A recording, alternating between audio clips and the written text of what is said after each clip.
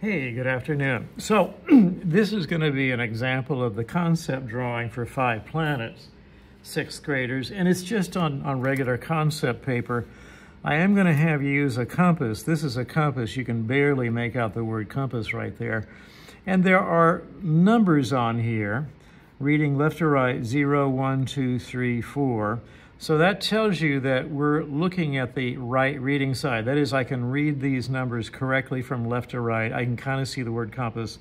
So that is the side of the compass facing up.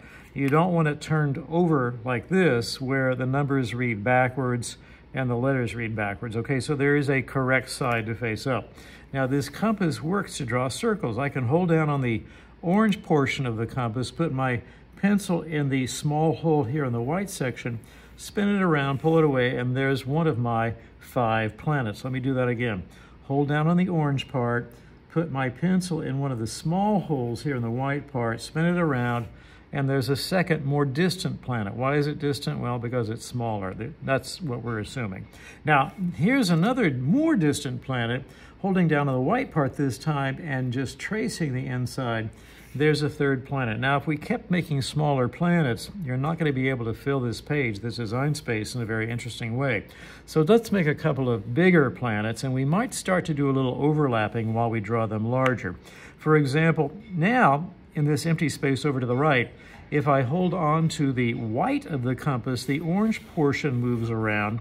Find one of the small holes in the orange portion and draw a larger planet. Now, here I have the additional challenge of coming all the way around under my thumb in order to complete the planet, but that's okay. Still don't have any overlapping. We're going to get there here in just a moment. And that larger planet really does a good job filling this lower right side.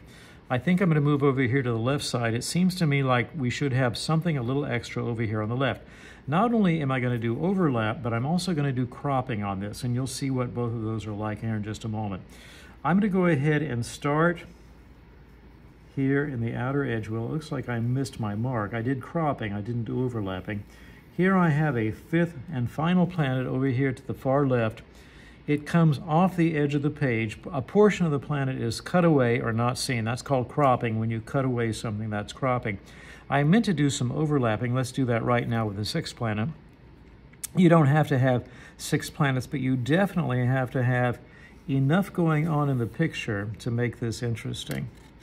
Let me continue on around here. You notice how I'm putting this 6th planet behind the other 3 that are here in the center.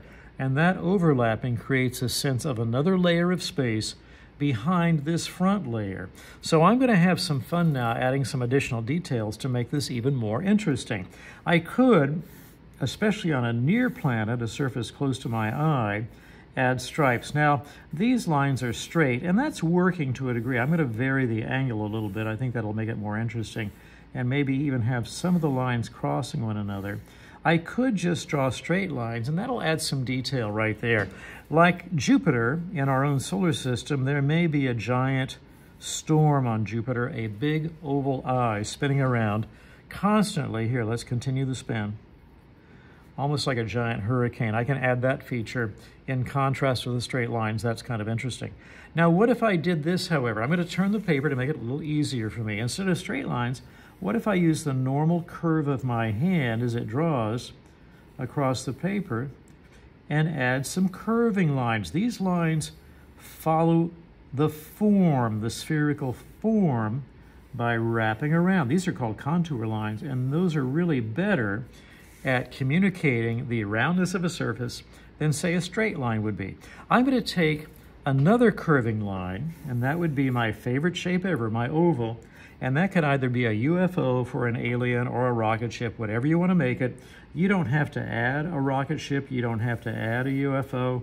I just like doing it. Now, it looks like I forgot to bring an eraser with me when I came over to draw today, but that's okay. I just draw a darker line where I want the final to appear, and my lighter line here, this first line, this planning line, more or less disappears. I'm going to incorporate that lighter line in a canopy here, kind of hide that line right there, add a little bit of a stripe going down the length of that, add kind of a decorative fin right there. Well, maybe the fin has a purpose. I'm calling it decoration.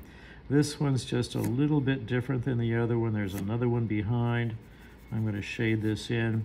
Maybe there's a front landing gear here, a skid versus a wheel right there.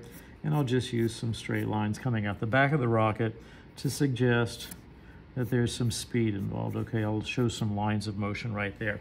I'm going to use one of my favorite lines, a meandering line. A meandering line, like a river, meanders. I'm going to make it meander back and forth.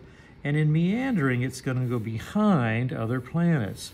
Behind, in front of, behind again, and off the page. That meandering line that goes behind some planets and reappears and then goes back behind again. That's an interesting line. It really makes things look much more 3D. There's more space, more layers of space created when one thing goes behind another thing. And the thing in front hides a little bit of the thing behind. One last thing, and I could do anything imaginable. I can put a cupcake in space, a flying cupcake. I can do a flying Pop-Tart, you know, like Neon Kitty. I can also just put regular old things like stars. Remember how you used to draw stars this way?